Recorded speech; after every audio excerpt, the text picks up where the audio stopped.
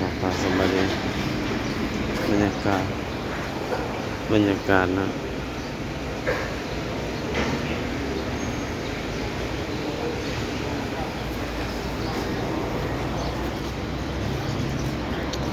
ดอกไม้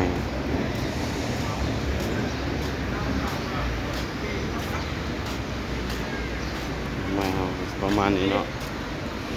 ม่วงกอกเนาะโมข้าว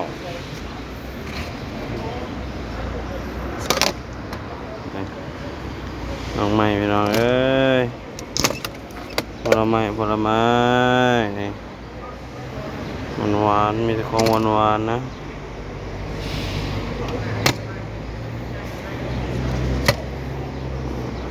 แมงโก้มาแล้วแตงน้อยอันนี้มะพร้าวเต็มเลย